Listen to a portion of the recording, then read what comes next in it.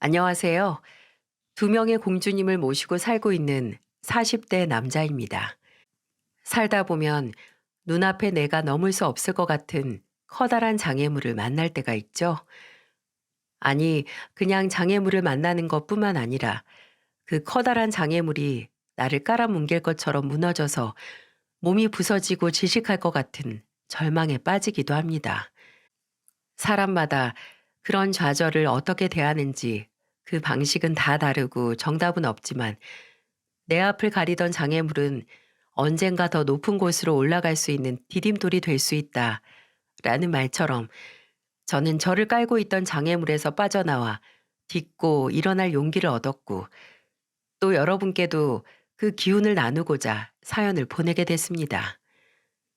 저는 30 초반에 아내를 만나 결혼을 했어요. 아내는 제 대학교 선배를 통해서 만나게 됐고 그 당시 아내는 강남에 있는 한 헤어샵 디자이너로 일하고 있었죠. 아내는 여러모로 저와 다른 점이 많았지만 오히려 그런 점 때문에 아내에게 끌렸습니다. 저는 어려서부터 애늙은이 소리를 들었을 정도로 성격이 좀 느릿하고 뭐든 이래도 저래도 하는 스타일인데 아내는 에너지가 아주 넘치고 톡톡 튀는 성격이었거든요. 저보다 4살이 연하지만 뭔가 챙겨주고 싶은 기분이 들 정도로 그 당시 제게 아내는 늘 어린아이의 모습을 간직한 그런 사람처럼 보였습니다. 또 아내는 좀 충동적이었는데요. 그것도 저와는 참 많이 다른 점이었어요. 저와 만나는 2년 동안 이직만 5번을 했으니 말 다 했죠. 저는 버틸만 하면 소나무처럼 한 곳에 뿌리를 내려 버티는 타입이었거든요. 그 당시 일하고 있던 회사도 조건 좋은 곳으로 한 번 이직을 한 뒤 4년 동안 다니고 있었고요. 근데 아내는 달랐습니다. 아내는 아니면 아니다 하고 바로 일하고 있던 미용실을 박차고 나오는 그런 사람이었어요. 연애를 할 때 아내에게서 가장 많이 들었던 말이 아마 이런 말이었을 겁니다. 아, 원장 진짜 짜증나. 지 이름 건 샵 있으면 다야? 내가 더럽고 치사해서 그만둔다. 두고 봐. 내가 3년 안에 꼭 나도 내 이름 건 샵 열어서 내 직원들 소중한 줄 아는 원장 될 거니까. 한미주 헤어샵. 아니, 미주 헤어. 뭐가 나? 아무튼 그 인간보다는 훨씬 좋은 원장이 될 거니까 두고 봐.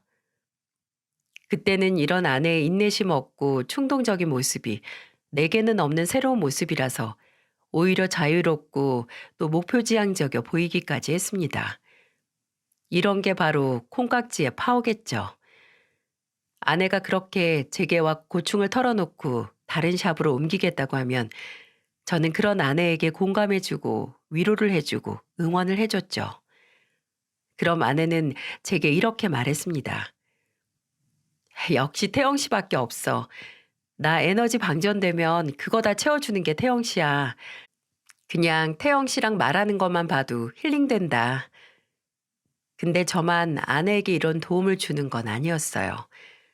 저는 부탁을 거절 못하고 좀 손해를 보더라도 좋게 좋게 넘어가는 편인데 아내는 그런 저를 위해서 대신 총대를 매주기도 했습니다. 왜 나이가 좀 들면 여기저기서 지 사업 시작했는데 투자해라. 보험하는데 좀 들어주라. 10년을 연락 없던 얼굴도 기억 안 나는 동창이 결혼한다고 와서 축하해달라는 연락 적지 않게 받잖아요. 그럴 때마다 제가 무시를 못하고 있으면 아내는 저 대신 거절을 해주곤 했습니다. 그렇게 저희는 서로 다른 점을 이해하고 보듬어주며 만남을 지속해 왔어요. 그리고 만남 끝에 다소 이른 소식이 들려왔고 저희는 계획보다 이른 결혼 준비를 하게 됐어요. 아내가 임신을 하게 됐거든요. 하지만 오히려 잘 됐다 싶었습니다. 어차피 아내와 저는 결혼 생각을 하고 있었고 임신으로 인해 그 계획이 약간 앞당겨진 것 뿐이니까요. 아내와 제가 서로에게 없는 점을 채워주는 건 결혼을 해서도 지속이 될 거라고 그때는 의심도 하지 않았어요. 하나부터 10까지 다른 저와 아내가 딱 하나 아주 똑 닮은 점이 있다면 그건 농부의 딸과 아들이라는 점이었어요. 서울에서 살다가 만났지만 저는 고향이 경상도였고 부모님께서 계속 그곳에서 농사를 지으며 평생 부지런히 일하셨어요. 그리고 아내는 고향이 전라도인데 아내 부모님께서는 거기서 농사를 하고 농장을 운영하셨거든요. 그래서 처음 만남에서 할 얘기가 많기도 했어요. 저도 아내도 대학 가고 취업 전까지는 쭉 고향에서 살았으니 말이죠. 그리고 그런 공통점은 아내와의 첫 만남에서 공감대 형성에 도움을 주기도 했지만 또 아내의 부모님을 뵀을 때도 도움이 됐습니다. 아내 고향집에 인사를 드리러 갔을 때 지금 생각해도 제 자신이 참 한심하다 싶을 정도로 떨었거든요. 장인어른과 장모님을 마주하고 진짜 말도 제대로 못했어요. 물 마시다가 대답을 해서 살해도 걸리고 심지어 장인어른 술잔에 두 손으로 술을 따라드리다가 넘치게 따라드려서 장인어른 손을 소주로 흠뻑 적셨죠. 아내도 답답했는지 왜 이렇게까지 긴장을 하냐고 저를 타박했는데 장모님과 장인어른은 오히려 그런 제게 시종일관 따뜻하게 말해주셨어요. 제가 장인어른 술잔에 술을 넘치게 드렸을 때는 오히려 장모님과 장인어른이 유쾌하게 웃으시면서 이렇게 말씀하셨죠. 아유, 각서방이 안 그런 척 하면서 당신이 마음에 들었나 보다. 이렇게 넘치게 따라주고. 아, 그러게나 말이야. 곽서방, 내가 우리 곽서방 철철 넘치는 마음 달게 마시겠네. 고마워. 실수를 했다 생각하고 얼어붙은 저를 보며 장인어른은 아무것도 아니라는 듯 흥건하게 젖은 손을 옷자락에 닦고 소주를 입에 탁 털어넣으셨어요. 그리고 아주 친밀하게 제 팔뚝을 툭툭 치시고 무릎도 한 번씩 탁탁 치시며 아, 농사하는 집안에서 자라 그런지 힘 좀 쓰겠는데? 아까 건초더미 한 번에 들 때 내가 아주 알아봤지. 딱 우리 집 사이 될 제목이라니까. 라고 하시더라고요. 이게 무슨 말이냐고요? 사실 첫 만남에서 장인어른과 장모님께서 제게 이리 호의적이시고 마치 평생 봐온 가족처럼 절 대해주시는 이유가 있었는데요. 저와 아내가 처가에 도착했을 때 장인어른께서 농장 일이 아직 덜 끝나서 안 계시더라고요. 장모님께서 먼 길 와서 배고플 텐데 먼저 밥 먹고 있자고 하셨는데 그래도 그냥 가만히 있을 순 없고 또 그전부터 장인어른 농장에 꼭 가보고 싶어서 겸사겸사 장모님께 농장이 여기서 가깝냐고 여쭤보고 농장으로 가서 장인어른의 일을 도와드리고 같이 오겠다고 했어요. 차로 한 15분 거리밖에 안 돼서 제 차를 몰아서 갔는데 장인어른께서는 건초 더미를 정리하고 계셨습니다. 좀 생소한 첫 만남이었지만 쭈뼛거리며 장인어른께 가서 인사를 드리고 제 소개를 한 뒤 바로 입고 있던 정장 자켓 벗고 건초 더미를 들어 쌓았습니다. 아마 장인어른께서도 황당하셨을 거예요. 근데 그때 저를 좀 좋게 봐주신 건지 농장 일을 마무리하고 처갓댁으로 향한 내내 아, 힘을 아주 잘 쓰더라. 아까 몸 쓰고 비료나 흙냄새 전혀 신경 안 쓰는 거 보니까 어렸을 때 부모님 농사일 많이 도와드린 것 같다고 저를 입이 마르게 칭찬을 하셨어요. 처음 만남에 그렇게 비행기를 태우셔서 제가 더 긴장을 한 것도 있었고요. 솔직히 긴장을 한 건 또 다른 이유가 있었는데 솔직히 앞길 창창한 딸 혼전 임신으로 결혼해서 데려간다고 하는 도둑놈을 호의적인 시선으로 바라볼 아버지가 어디 있겠어요? 또 장인어른은 농사와 농장 경영만으로 자수성가해서 같은 전라도 땅에 3층 건물을 올리신 분이셨거든요. 물론 도시가 아니라 군 단위에 있는 작은 건물이라도 저는 만나 뵙기도 전에 자수성가하셨다는 장인어른의 기운에 눌려 있었습니다. 근데 다행히 첫인상이 잘 박혀서 어수룩해도 예쁨 받는 사이가 됐네요. 그때는 아, 촌놈으로 태어나서 이렇게 도움을 받네 싶더라고요. 결혼 후에도 장인어른과 장모님은 저를 늘 환하게 웃는 얼굴로 맞이해 주셨는데요. 특히 장인어른께서 정말 저를 아들처럼 대해주셨어요. 아마 딸인 아내와 아들인 처남 둘 다 장인어른이 하는 일에는 영 관심도 없어서 부모님 일을 도와 기본적인 농사 상식이 있고 또 농장 일에도 흥미를 보이는 제가 예뻐 보이시고 대화를 하시면서 공감대 형성이 잘 되셨나 봐요. 명절에 처가에 가면 장인어른은 하루 종일 저를 붙들고 새로운 농기계가 어쩌니 어디 회사에서 나온 게 좋다더라.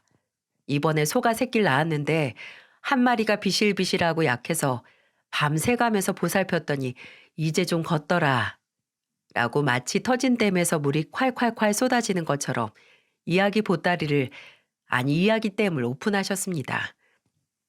장모님도 아내도 장인어른이 원래 이리 수다스러운 사람이 아닌데 저만 보면 그렇게 말이 많아지신다고 하더라고요. 그때 장인어른이 장모님께 당신이나 귀찮다고 안 들어주니까 우리 태영이한테라도 해야지. 남은 인생 벙어리로 살다 갈 게 아니면 이라고 하셔서 웃음을 꾹 참았던 기억이 나네요.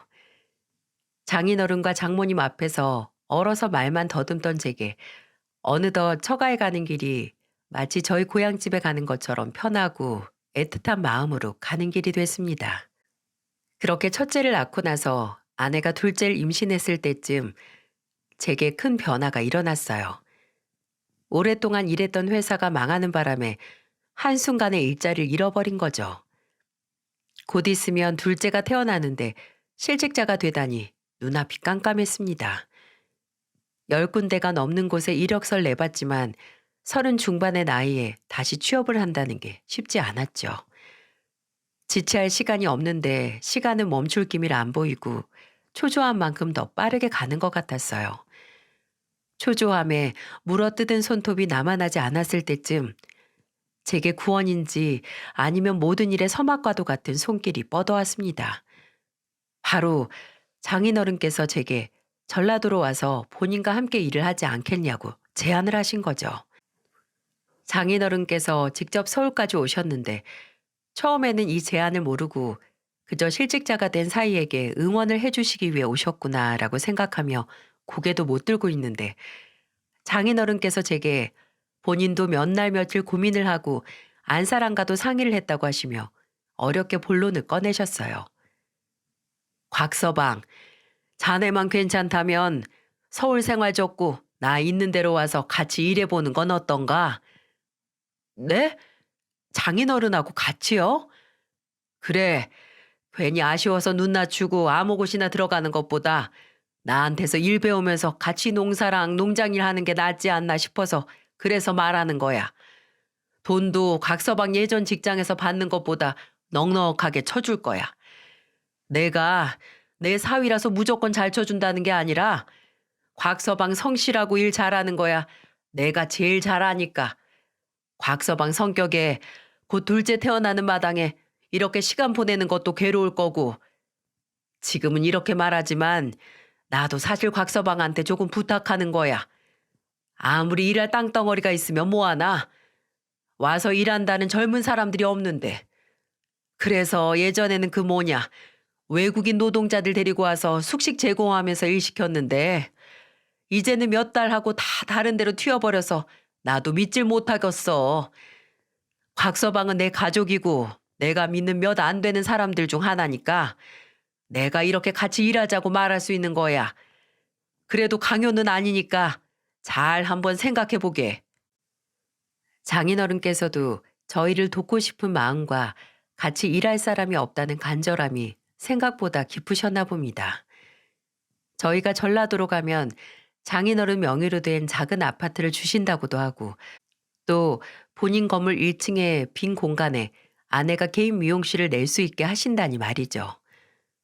물론 정말 과분하고 감사한 배려고 도움이지만 일은 제가 잘 할 수 있다는 걸 알았지만 몇 년 동안 적응해서 뿌리를 내린 서울에서의 생활을 쉽게 접자니 망설여지더군요.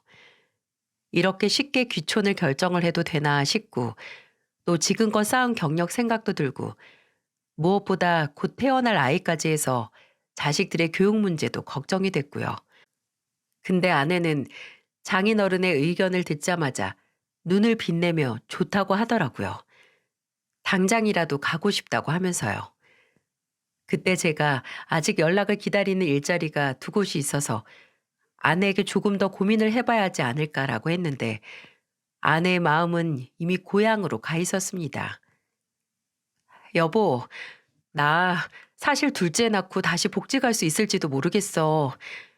언제까지 남의 샵에서 직원으로 일하고 싶지도 않고, 그리고 당신도 솔직히 계속 면접 보고 다니는 거 힘들잖아. 애들 교육 문제는 아직 우리 유정이 3살이니까 벌써부터 걱정해야 할 건 없어. 초등학교 들어가서 중학교 들어가면 그때부터 해도 안 늦고. 나 아빠 건물에서 샵 오픈하면 보증금도 임대료도 없으니까 더 빨리 돈 모을 수 있고 당신도 아빠가 월급 잘 챙겨준다고 하니까 그 돈 모아서 애들 크면 도시로 나가든지 아니면 다시 서울로 와도 되잖아. 그러니까 당신만 괜찮으면 당장 눈앞에 있는 문제부터 해결을 하자. 어? 저는 아내의 말에 설득당했습니다. 여러모로 그때는 전라도로 가서 장인어른을 도우면서 일을 한다는 게 최선이라는 생각이 들었거든요. 물론 그 생각은 지금도 바뀌지 않았어요. 그렇게 저와 아내는 귀촌을 선택했죠. 그해 초겨울에 둘째가 태어나고 바로 서울집을 정리했어요. 그리고 다행히 아내와 제 선택은 틀리지 않았네요. 아내는 그토록 원하던 본인 이름을 건 샵을 냈고 아내가 샵을 오픈하고 일을 시작한 뒤에는 장모님께서 기꺼이 애들을 봐주셨어요.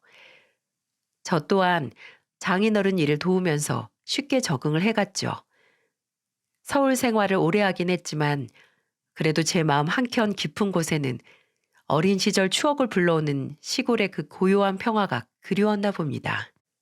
서울에서는 집에 가만히 숨죽이고 있어도 어렴풋이 자동차 엔진 소리나 클락션 같은 소음이 들리는데 시골은 창밖에서 들어오는 햇빛이 움직이는 소리까지 들릴 정도로 고요한 그런 느낌이 있거든요.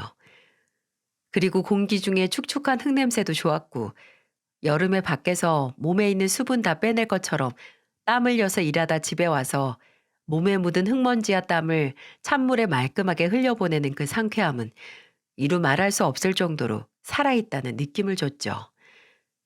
처음 제 걱정과 다르게 첫째 딸도 시골에서의 생활에 적응을 잘했고 무엇보다 제가 간 후로 장인어른과 함께 일하며 더 가까워질 수 있었고 아내가 고향에서 조금 더 마음 편히 지내는 모습을 보니 좋더라고요.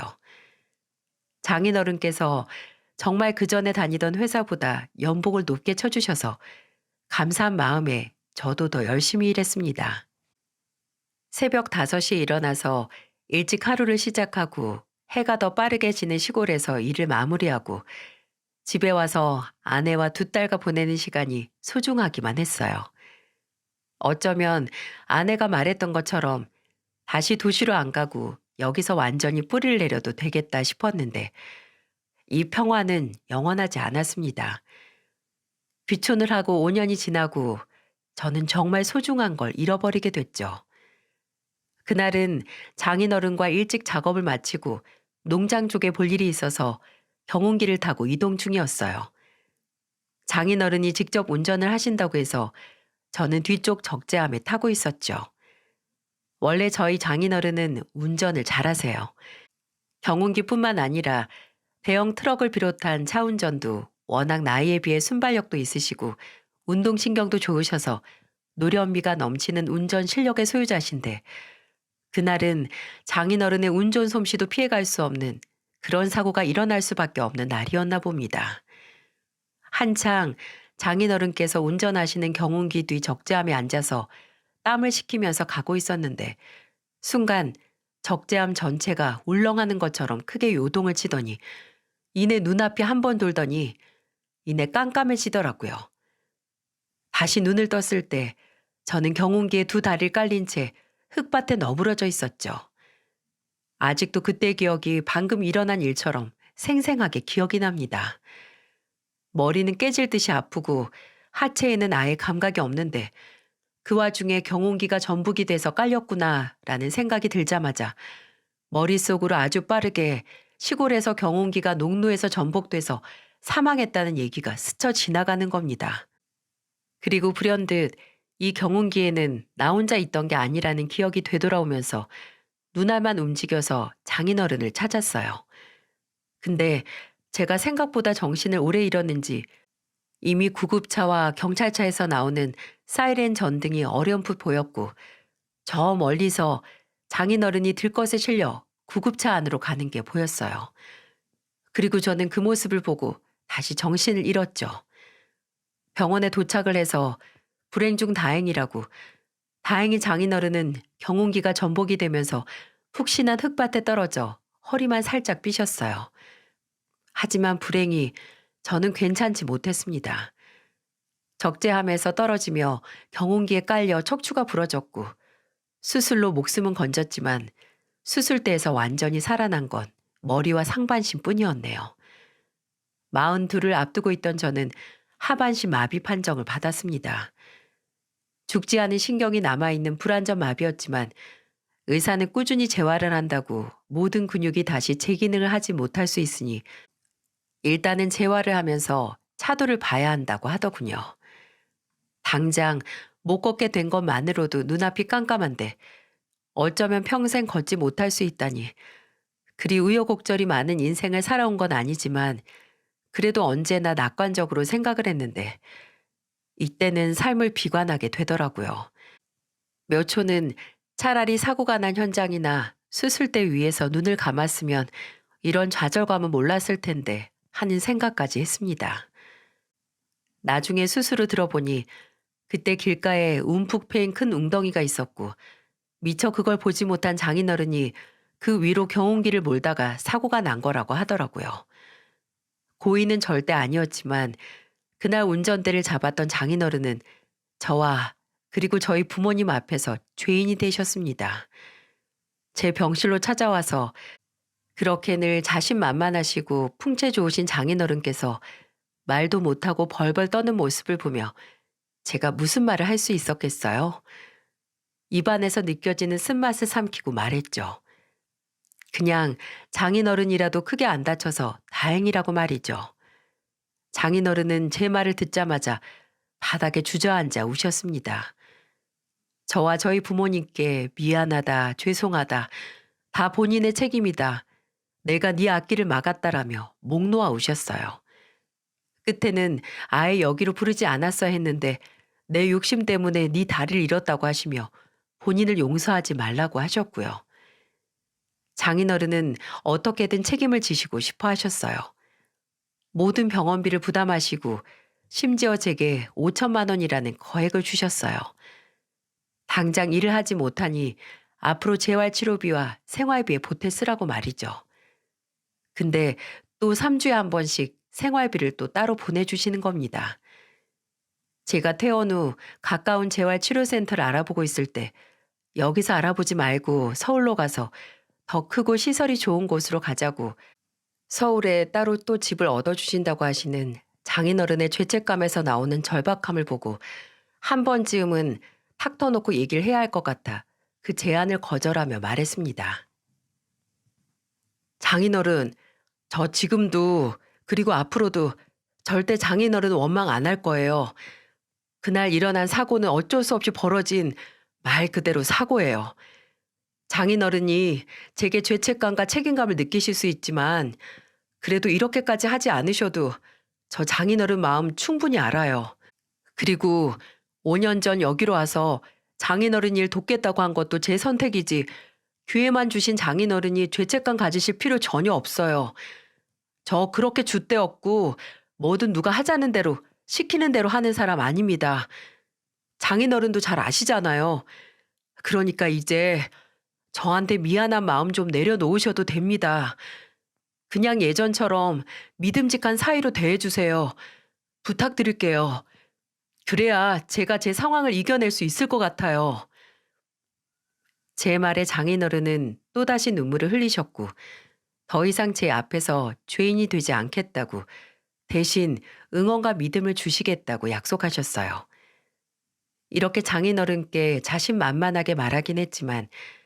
사실 퇴원 후 바로 재활을 받을 용기나 의지를 가진 건 아니었습니다. 저는 기저귀를 차야 했고 혼자서는 평생 해왔던 일상생활이 불가능했거든요. 초등학생인 첫째 딸은 아빠, 이것도 안 느껴져? 이래도? 꼬집어도 안 아파? 라고 하며 연신 제 다리를 매만지다가 제가 아무것도 안 느껴진다고 말하면 울음을 터뜨렸죠. 아직 어린 둘째 딸은 아직 아빠가 장애인이 됐다는 걸 인지하지 못하니 제가 휠체어에 앉아있는 모습을 보고 왜 여기 앉아있냐고 물었고, 이제 아빠가 못 걷는다고 설명을 하면 왜 못 걷느냐고, 그럼 희정이랑 같이 놀러 못 가냐고라는 질문을 해서 저를 울렸습니다. 아내도 저만 보면 그렇게 울었어요.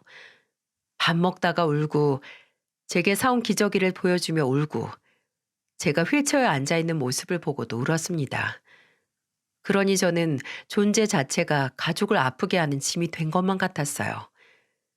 제 기저귀를 갈아주는 아내에게 미안하고 부끄러워서 일부러 음식도 물도 먹지 않았고 매일 밤마다 바닥을 기어가서 술을 꺼내 마셨습니다. 앞으로 이렇게 평생 가족에게 짐이 돼서 살겠구나 하는 생각으로 참 별의별 나쁜 생각을 많이 했어요. 근데 사고가 나고 2달 정도 뒤에 둘째 딸이 그린 그림을 보고 죽이 되든 밥이 되든 여기서 일어나야겠다는 마음을 먹게 됐어요. 둘째 딸의 그림에는 저희 4식구가 그려져 있었는데 그 그림 속에 저는 2다리로 일어나 있더라고요. 유치원에 다니는 둘째가 하반신 마비가 뭔지 이해를 못해서 그릴 수 있는 그림이지만 그림 속 2다리로 일어나 있는 제 엉덩이에 이상한 게 붙어 있더라고요. 그건 휠체어였어요. 2다리로 일어나 있지만 그럼에도 불구하고 휠체어가 붙어 있는 그림은 그래도 언젠가 아빠가 일어날 수 있는 어린 딸의 희망으로 그린 그림처럼 느껴졌어요. 저렇게 작고 어린 딸도 나를 믿고 있는데 일말의 불씨라도 어떻게든 살려보고 삶을 비관하든지 해야겠다는 생각을 했고 저는 거의 재활치료센터에 살다시피 했어요. 기적적인 일이 바로 일어나진 않았지만 저는 이 싸움이 아주 긴 싸움이 될 거라고 생각을 했기에 기적 같은 건 바라지도 않았습니다. 아내가 미용실에 출근하기 전에 저를 일찍 재활센터에 데려다주고 그리고 낮에 장인어른이나 장모님이 저를 데리러 오시는 생활을 몇 달을 했어요. 그때까지만 해도 전혀 차도가 없었지만 그래도 포기할 수 없었습니다. 아무것도 안 해본 불쌍한 존재가 되고 싶지 않았기 때문이죠. 장인어른도 장모님도 그리고 저희 부모님도 딸들도 다 저를 응원해 주니 제게는 좌절할 시간도 사치였네요. 그렇게 3개월, 4개월, 5개월 시간이 흘러도 제 2다리에 변화가 없었지만 변화는 다른 곳에서 일어났어요. 바로 제게 용기를 주던 사람들 중 하나인 아내가 어느 순간부터 저를 보는 눈빛부터가 달라지기 시작했어요. 제가 이제 벽에 기대서 앉아 있을 수 있는 정도가 됐을 때 팔은 멀쩡하니 혼자 기저귀를 갈아보기 위해 연습을 한번 해봤어요. 아내에게 계속 맡기기엔 할 짓도 못 되고 또 너무 미안했거든요. 근데 연습을 해보던 와중에 제가 실수를 했고 침대와 옷이 소변으로 범벅이 됐죠. 그리고 방에 들어와 그 모습을 본 아내는 제게 대체 왜 쓸데없는 짓을 해서 일을 벌려? 왜 날 더 힘들게 하냐고. 아내는 더 이상 못 참겠다는 듯 점점 변해갔습니다. 아침에 늘 저를 깨워서 출근하며 저를 재활센터에 데려다 주던 아내가 어느 날부터 저를 안 재우고 혼자 출근을 하기 시작하는 겁니다. 오전 11시가 돼서 부스스 일어난 제가 놀라서 아내에게 전화를 해서 왜 오늘 나를 안 데려갔냐고 하니까 본인도 늦잠을 자서 당신을 챙길 시간이 없었다네요. 아침에 저 깨워서 옷 갈아입는 거 돕고 휠체어에 옮기고 차에 싣고 또 재활센터에 도착해서 내려주기엔 시간이 없었다고요. 아니, 이제 당신이 원장인 미용실이잖아. 문 조금 늦게 열 수도 있는 거 아니야? 아침에 예약한 손님이 있어서 그랬어. 예약 없으면 나도 여유 있게 문 열어도 상관없지. 그럼 장인어른께라도 연락해주지. 그럼 치료 시간에 늦지 않게 도착했을 텐데. 그거 하루 안 간다고 안 움직이던 다리가 움직여? 하루 빠진 걸로 왜 그래? 아내는 움직이지 않는 제 다리와 제 의지에 비수를 꽂았습니다. 그때는 저도 참지 못하고 아내에게 말했죠. 당신은 내 다리보다 당신 샵에 오는 손님이 더 중요한 거야? 그 예약 한 번 뺀다고 당장 미용실이 무너지거나 해? 나는 이미 무너진 내 다리 어떻게든 한쪽 다리라도, 아니 종아리 근육 하나라도 되돌려서 당신한테 짐 되고 싶지 않아서 이러는 건데 말을 꼭 그렇게 해야 돼? 아내와 제 사이는 일억강년 정도는 떨어진 것처럼 멀어졌습니다. 같은 공간에 있어도 같이 말 한마디 안 섞었고 심지어 집에 안 들어오는 날도 잦아졌어요. 하루는 외박을 하고 다음날 오후에 집에 와서 왜 연락도 안 됐냐고 하니까 서울에 친구를 보러 갔다 왔다네요. 그래서 집에서 걱정하는 사람 생각은 안 하냐고 하니까 기저귀 갈아줄 사람 없어서 걱정한 거 아니냐고 하네요. 그리고 점점 제 식사량을 줄여가기 시작했어요. 어차피 움직이지 않으니 많이 먹을 필요 없지 않냐고 하면서요. 아내는 하루하루 갈수록 제가 얼마나 이 집안의 짐덩이인지 깨우쳐 줬습니다. 그리고 그런 아내의 잔인한 말과 행동들은 제 의지를 점점 꺾어갔죠. 근데 그때 저는 아내에게 말을 받아치는 것 빼고는 크게 항의를 하거나 싸움을 할 수 없었습니다. 정말 저는 아내가 없으면 못하는 게 너무 많았거든요. 물론 휠체어 생활도 익숙해져서 집안에서 돌아다닐 수도 있고 소변줄과 자약으로 어느 정도 혼자 화장실 문제를 해결할 수 있었고 밥도 간단하게 주방에서 꺼내서 먹을 수 있었지만 그래도 그때까지는 그 상태로 혼자가 되는 게 무서웠나 봅니다. 근데 아내는 제가 사고를 당하고 반년 만에 제가 그리 불안해하던 말을 꺼냈네요. 또 서울에 간 아내는 지인의 결혼식에 갔다 왔는데 그날 제게 말하더군요.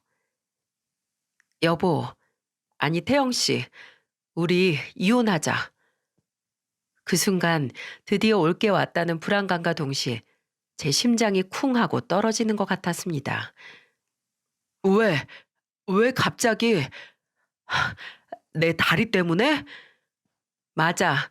오늘 수진이 결혼식 가서 우리 결혼식 떠올리면서 기억났어. 내가 원하는 결혼 생활은 이런 게 아니야. 남편 옷 갈아입는 거 도와주고 화장실 수발 들고 매일 병원이나 센터로 운전기사 돼서 모셔다 주고 휠체어 때문에 애들 데리고 여기저기 못 다니는 거 내가 꿈꾸던 생활도 아니고 애들한테도 더 이상은 못할 짓이야. 그래서 계속 재활치료 하고 있는 거잖아. 평생 이렇게 살아야 하는 게 아닐 수도 있는데 나 다친 지 1년도 안 지나서 이혼을 하자고? 1년을 하면 당신이 갑자기 일어나서 걷고 뛸 수 있어? 그런 거 아니면 나 더 이상 미동도 없는 당신 다리에 희망 걸고 싶지 않아. 나 아직 40도 안 됐어. 내가 먼저 말하기 전에 당신이 날 놔줘야 하는 거 아니야? 내가 정말 이런 말까진 안 하려고 했는데 넌 정말 일말의 책임감도 못 느끼니? 내가 무슨 일을 하다가 다쳤는데 고민하던 나 설득해서 여기 데려온 건 너야. 그리고 너희 집 가업 돕는 와중에 이렇게 된 거야. 내가 100%네 책임이고 장인어른 책임이라는 게 아니야. 당신이나 장인어른이 설득을 했어도 내가 선택해서 온 거고 내가 선택한 일이니까. 근데 그래도 10년을 같이 살았으면서 고작 반년 동안 내가 못 걸으니까 바로 버리겠다고? 너는 날 남편으로 가족으로 생각했던 마음이 그렇게 무 자르듯이 바로 쉽게 잘려서 없어지냐? 그래, 나도 내 다리가 몇 년을 못 걷고 병원에서 일말의 희망도 없다면 네 말대로 먼저 너 놔줬을 거야. 근데 그래도 재활을 받아볼 정도는 된다니까 그 일말의 희망을 붙잡고 사는 건데 너는 지금 그 희망을 다 짓밟는 거야. 알아? 누가 재활 받지 말래? 받아. 얼마든지 받아. 근데 나랑 헤어지고 받으라고. 난 더 이상 당신 옆에 못 있겠으니까. 그리고 경운기 운전대 잡은 건 우리 아버지인데 왜 나한테 책임을 운운해? 당신이 날 얼마나 매정하고 나쁜 인간으로 만들든 내 마음 바뀔 생각 없어. 나도 당신 다리가 그런데 끝을 진흙탕 싸움 만들 생각 없고 애들도 있는데 우리 편하게 합의로 하자. 소송까지 가지 말고 생각할 시간을 줄 테니까 결정되면 말해. 근데 만약 당신이 그래도 이혼 못하겠다면 난 소송까지 갈 거야. 하반신 마비가 됐다는 걸 알았던 날보다도 비참했습니다. 그래도 우리는 한 팀이라고 무슨 일이 나도 이 사람만은 내 편일 거라고 생각했던 사람이 절 이렇게 배신하네요. 절대 제가 겪은 사고로 장인어른과 아내를 원망하지 않겠다고 다짐했건만 아내가 이혼 얘기를 꺼내고 나서 머릿속에 스멀스멀 제가 왜 걷지 못하는지에 대한 원망과 비관이 올라올 것 같아 더 비참했습니다. 아내는 이혼 이야기를 꺼낸 후로는 집에도 잘 안 들어왔어요. 제 다리 때문에 딸들은 그전보다 처가에서 지내는 시간이 늘어서 딸들의 얼굴도 잘 볼 수 없었네요. 그러다가 며칠 후 장인어른께서 집에 찾아오셨어요. 저는 아내가 이혼 이야기를 장인어른께 말씀드려서 그 얘기를 하기 위해 오신 줄 알고 긴장도 하고 반쯤은 포기한 상태였어요. 근데 장인어른은 늘 그렇듯 저를 보고 웃으시며 오랜만에 곽서방이랑 술 한잔 하러 왔지 라고 하시더군요. 바로 이혼에 대해 내색은 못하고 바늘을 10개쯤 삼킨 기분으로 장인어른과 김치찌개 하나에 소주를 마시고 있었는데 재활을 시작하며 거의 끈다시피 한 술이 들어가니 술 기운이 확 올라오더라고요. 제 마음이 결정되기 전에는 말씀을 안 드리려고 했는데 저는 술김에 장인어른께 아내가 이혼 얘기를 꺼냈다고 고백을 했습니다. 다리를 못 쓰게 된 이후로 아내에게 너무 미안하고 짐이 된 기분이었지만 그래도 이렇게 빨리 아내가 나를 버릴 줄 몰랐다고 하면서 어떻게 해야 되냐고 했어요. 솔직히 저는 그 얘기를 하며 장인어른이 아내의 말에 동조를 할지도 모른다고 생각을 했습니다. 까놓고 말하자면 소중한 딸이 평생 장애가 있는 사위 수발을 들고 살 거라고 하면 말리면서 네 인생 살라고 하고 싶은 게 부모의 마음이잖아요. 어쩌면 아무리 아들 같은 사위라도 진짜 핏줄인 딸의 행복이 우선이라고 생각할 수 있다고 생각하고 있는데 그때 장인어른은 들고 있던 소주잔을 바닥에 내팽겨치며 고함을 지르셨습니다. 그게 무슨 소리야? 이혼이라니? 어떻게 미주가 너한테 먼저 이혼 얘기를 할 수 있어? 허, 내 당장 이것을? 그리고 장인어른은 휴대폰을 꺼내 급하게 아내에게 전화를 거셨어요. 그때 장인어른의 손은 분노인지 당혹스러움 때문인지 덜덜 떨리고 있었죠. 너 어디야? 당장 지금 집으로 들어와. 당장! 머리를 지지고 있든 볶고 있든 상관없으니까 당장 네 집으로 오라고. 이 애비 열받아서 나중에 병원에서 숨 넘어가는 꼴 보기 싫으면 당장 오라니까. 약 40분 뒤 아내가 집으로 돌아왔고 이미 집에 오는 길 예상을 한 건지 거실로 들어서자마자 장인어른을 보고 입을 열더라고요. 혹시 이혼하지 말라고 말릴 생각이시면 포기하세요. 저 더 이상 이렇게는 아! 하지만 아내는 말을 끝까지 할 수 없었습니다. 장인어른이 집에 온 아내를 보자마자 벌떡 일어나 먼저 입을 여는 아내의 뺨을 사정없이 후려치셨거든요. 짝보다는 퍽에 가까운 소리에 저도 놀라고 아내도 맞은 뺨을 부여잡고 놀랐죠. 오직 손을 든 장인어른만 한 채 흔들림 없이 마치 사자우 같은 고함을 지르셨습니다. 이 천하의 못된 거! 내가 널 그따위 인간으로 키웠냐? 사고당해 몸 불편한 가족 버리는 그런 천하의 쓰레기로 키웠어? 내가 왜 쓰레기예요, 왜? 내 인생 버리고 애들 둘 혼자 키우고 다리 못 쓰는 남편 똥수발에 평생 옆에서 수족돼서 사는 거 못하겠어서 이혼하겠다는데 그게 쓰레기예요? 수족은 얼어 죽을. 유정이나 희정이는 네 엄마가 보고 있고 곽서방도 몇 주 전부터는 혼자 어떻게든 볼일 처리한다는데 뭐? 네 인생을 버려? 그래, 100번 양보해서 네가 할 일이 많아졌다 한들 바로 가족을, 네 남편을 버리는 게 아니라 집안에 도우미를 쓰고 보호사를 쓰든지 해서 너 힘들다는 문제를 해결해야지. 어떻게 너 따라서 타지 생활하고 네 애비 때문에 2달이 못 쓰는 곽서방한테 감히 먼저 이혼 얘기를 꺼내? 아빠 때문에 다친 건데 왜 내가 저 사람 똥수발을 듣는데? 내가 왜? 그리고 아빠가 어떻게 나한테 이래요? 아빠 딸은 나야 나.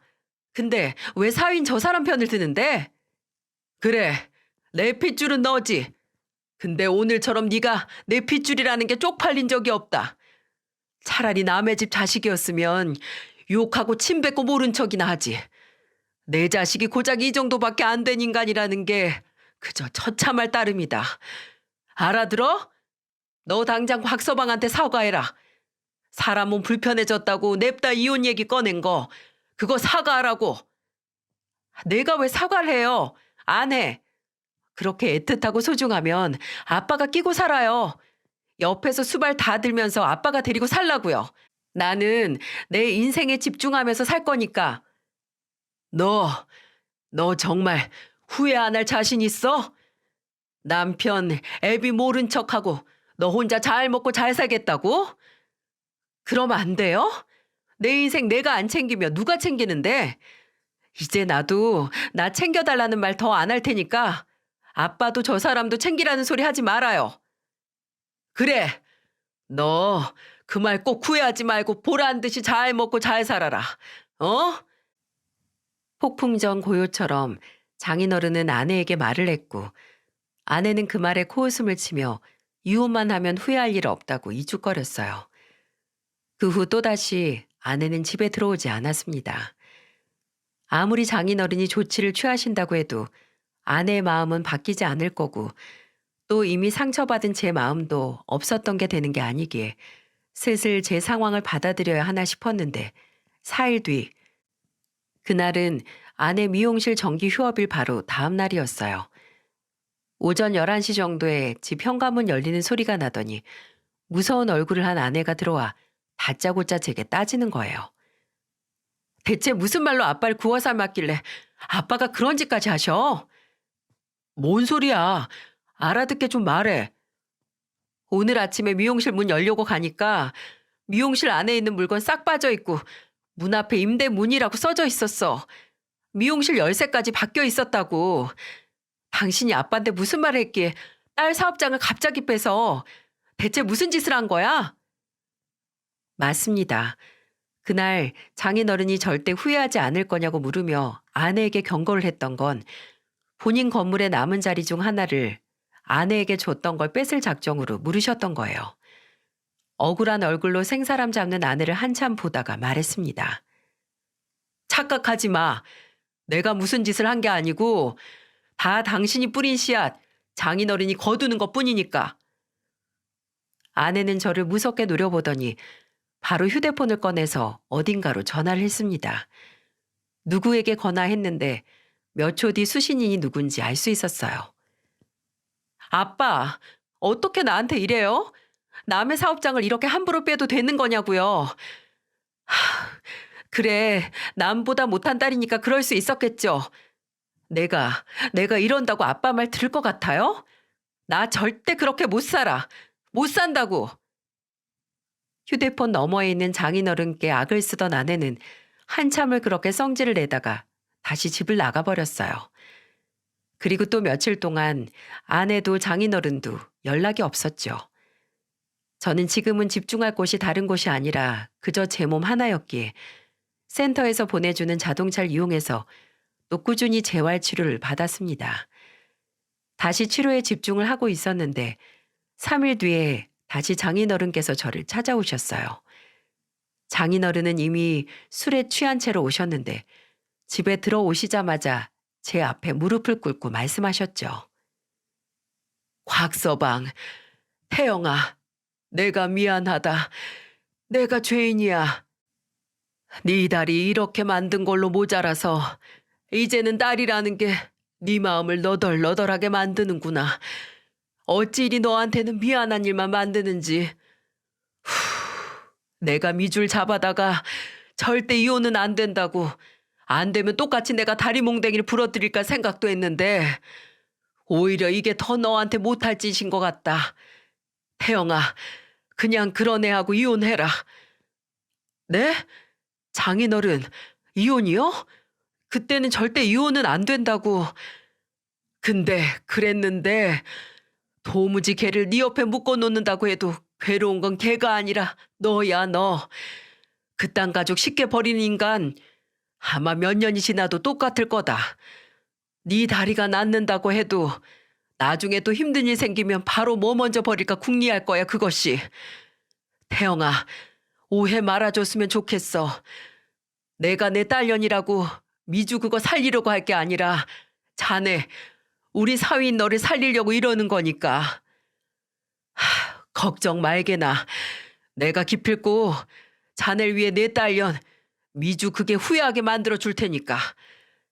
내가 앞으로 2번 다시는 그거 자식 취급, 아니 사람 취급 안 할 거다. 미용실? 집? 웃기지 말라고 해라.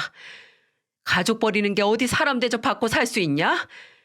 그러니까 곽서방, 미주 그거는 내가 남은 평생 곽서방 대신 복수해 줄 테니까 곽서방은 한심한 내 딸한테서 벗어나서 자네 인생 살아. 이 결혼 생활에서 벗어나야 하는 건 내 딸이 아니라 곽서방 자네니까. 그때 머리를 한 대 맞은 기분이 들었어요. 은연중 저는 제 상황 때문에 아내와의 관계에서 버림을 받은 건 저라고 생각을 했거든요. 합의를 한다고 해도 세상에 버림받는 것처럼 보이는 건 바로 저라고요. 하지만 장인어른은 정말 가족을 배신한 대가로 버림받아야 하는 건 아내라고 일깨워 주셨고, 저는 그런 장인어른의 위로로 인해 조금은 편한 마음으로 이혼을 받아들일 수 있었습니다. 장인어른은 제게 위자료로 그 당시 저와 아내가 살고 있던 장인어른 명의의 아파트를 주셨어요. 여기서 계속 살든 팔아서 다른 곳으로 가든 상관없으니까 부디 받아달라고 하셨죠. 어차피 아내가 저를 짐덩이 취급했을 때부터 어쩌면 이 이혼은 당연한 결과일 수 있어서 장인어른께서 딱히 제게 미안해하시거나 책임감을 느낄 필요가 없었지만, 장인어른은 제게 뭐라도 도움이 돼야 마음이 편할 것 같다고 제발 받아달라고 하셨고, 저는 그런 장인어른의 마음을 기꺼이 받았죠. 저는 이혼 후 그 아파트를 판 후에 고향인 경상도로 돌아와 지금도 부모님과 함께 지내고 있고요. 그리고 이혼을 하면서 충격적이었던 건 다리를 못 쓰는 저와 생활을 하는 게 아이들에게도 도움될 게 없다고 하며 그렇게 자식을 끔찍하게 생각하던 척하던 아내가 양육권을 포기했다는 거예요. 장인어른에게 미용실을 뺏기고 직업도 돈도 없으니 못 키운다고요. 믿어지시나요? 저는 그래도 한때 내가 사랑하고 나와 함께 미래를 꿈꾸던 여자가 알고 보니 의리도 모성애도 없는 껍데기에 불과하다는 걸 알고 며칠 동안 잠도 못 잤습니다. 그리고 아무 죄 없는 애들이 저와 아내의 이혼으로 엄마에게 버림받았다고 생각할까 무섭고 미안했고요. 근데 합의 이혼을 한 후에 이사를 준비하던 와중 제 오른쪽 허벅지 감각이 돌아왔거든요. 처음으로 확인한 재활치료의 결과물에 정말 뭐든 할 수 있을 것 같은 동기부여를 얻었죠. 그러니 내 딸들도 전 아내에게 버림받은 게 아니고 나처럼 딸들도 가족은 안중에도 없는 한심한 엄마를 먼저 버렸다고 생각을 했습니다. 전 아내에게서 벗어난 우리 세 식구가 잘 살 수 있을 거라는 이상한 자신감과 희망이 돌아온 허벅지 감각으로 인해 생긴 거죠. 이혼 후에 고향으로 딸들과 이사를 한 후에 저희 부모님께서 저를 다리 못 쓰고 이혼당한 아들로 생각하시며 눈시울을 붉히시고 슬퍼하시는 걸 보고 힘들긴 했지만, 그래도 이제는 아내와의 이혼이 어쩌면 다행이라는 생각이 들더군요. 이사를 하고 몇 주 후에 장모님께서 손녀들을 보기 위해 오셨었는데 그때 그러시더라고요. 얼마 전 장인어른께서 유언장을 다시 쓰셨는데 원래 있던 전 아내의 몫은 빼버리셨다고요. 그 소식을 알려주시며 장모님은 목이 메이는 목소리로 제게 그러니 조금은 제 마음에 평화가 왔으면 좋겠다고 하셨습니다. 평생 딸의 죄를 본인과 애 아빠가 기억하고 또 용서를 비는 마음으로 살 테니 말이죠. 그때 느꼈죠. 사고로 하반신이 마비가 되고 먼저 이혼 통보까지 받았지만 장인어른과 장모님이 본인들의 딸보다도 나를 먼저 위하고 생각해 주시는 걸 보니 그리 나쁜 인생이 아니고 오히려 잘 살아왔다고 말이죠. 지금도 장인어른은 일주일에 3번은 제게 영상통화를 걸어서 안부를 물으시고 손녀들과 대화를 나누세요. 할아버지, 희정이 언제 만나러 와요? 할아버지, 저 이번에 학교에서 글짓기 금상 받았어요. 아이고, 우리 공주님 장하네, 장해. 이 할아비가 다음 달에 우리 공주님들 만나러 갈 테니까 그때까지 아빠 말씀 잘 듣고 있어. 알았지? 우리 태영이도 재활 열심히 받고 나 가면 한잔 하자고. 어? 이혼을 해도 장인어른에게 저는 믿음직한 사이였고 장인어른은 늘 그 사실을 제게 일깨워 주세요. 심지어 본인의 딸이 잠적해서 보내지도 않는 양육비도 지금까지 쭉 보내주시고 있고요.